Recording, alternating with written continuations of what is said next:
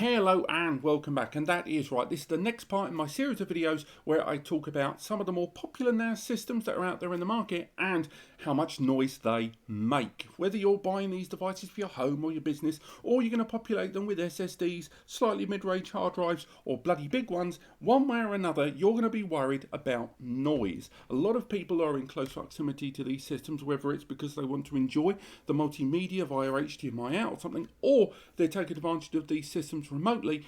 However, they are in a small location. They don't want hearing through the wall clicks, hums and whirs of noisy hard drives and fans. So in today's video we're going to be looking at this, the new TS-233 from QNAP, and we're going to look at just how much noise this system makes. We're going to be looking at it populated with SSDs. These are Kingston DC 500 gig SSDs, or 480 with the provisioning. We're then going to be looking at how they sound with WD Red 4TB, standard class, relatively quiet hard drives. And then we're going to be looking at bloody noisy UltraStar 10TB Western Digital drives for data center. Now, why are we doing this? There's a few reasons. One, we all know SSDs are the quietest. We also know they're the most expensive.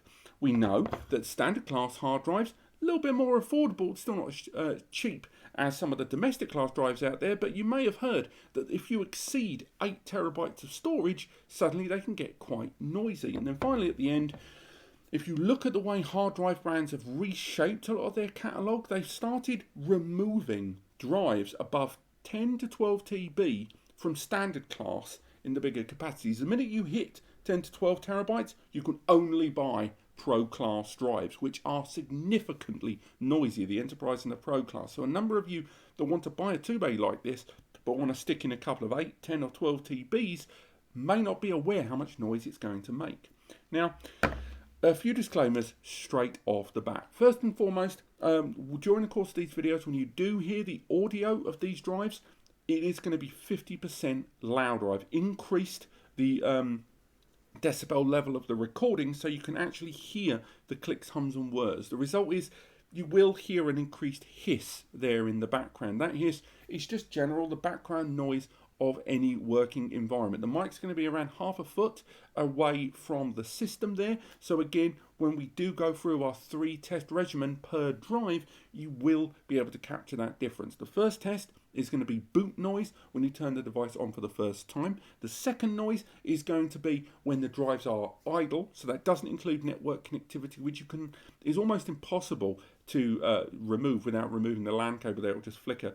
And system status, but drive media, SSD, hard drive, whatever, we want to see how much noise the system makes when the drive is idle. That means it's there waiting to be used, which in the case of an SSD is truly silent. But in the case of hard drives, they will still be making noise there, even when they are idle, because they are spinning disks, even on low power. They never really turn off completely.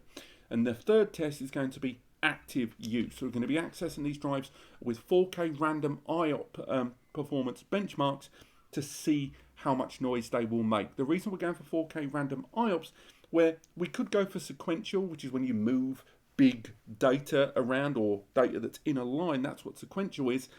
It doesn't really tax the disk, and it's not really representative of when the system is going to be particularly busy, whereas 4K random IOPs, the drive has to work incredibly hard because everything's spread across all of the different platters and it has to work really hard. So consequently, it makes more noise. So we can get a peak noise out of the system.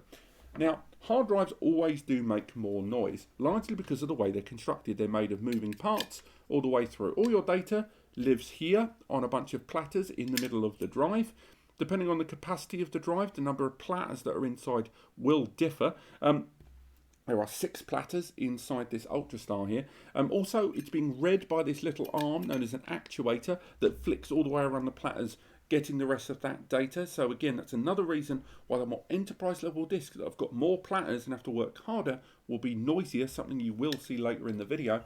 Whereas SSDs, being a static chip set on a PCB being read, don't have that, and that's going to hopefully be shown in a lot of our audio testing there. Now, I mentioned about noise and increasing the volume 50% and that hiss there. The other thing we're going to have to bear in mind are little guys like this sod right here.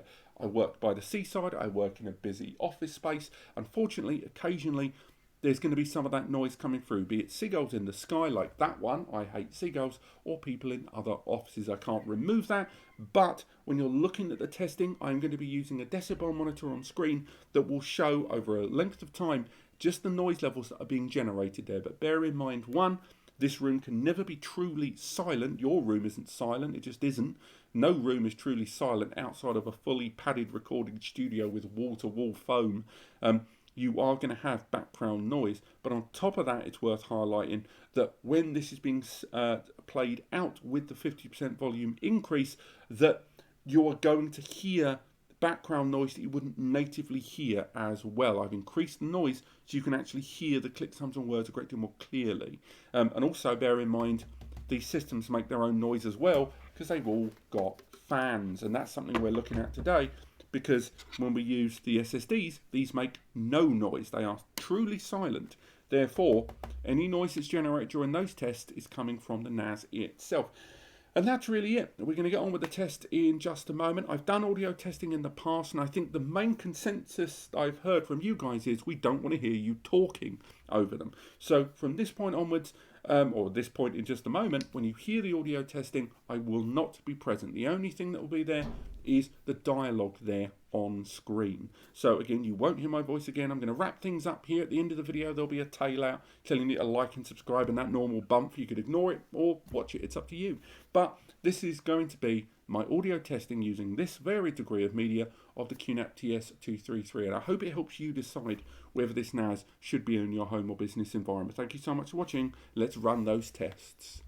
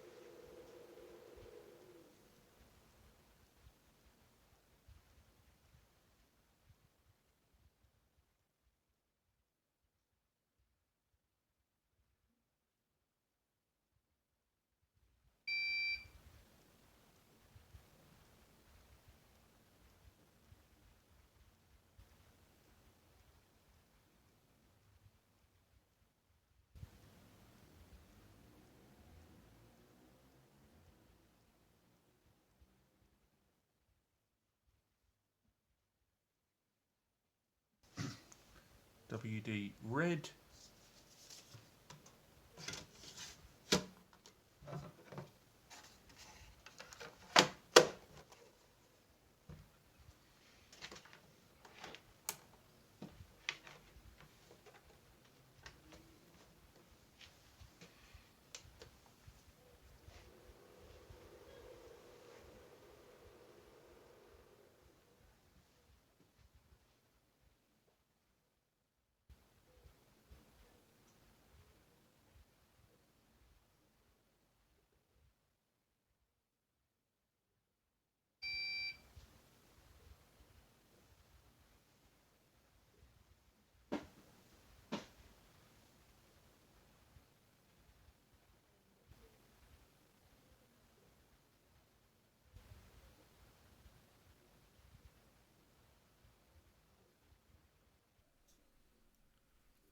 WD Ultrastar.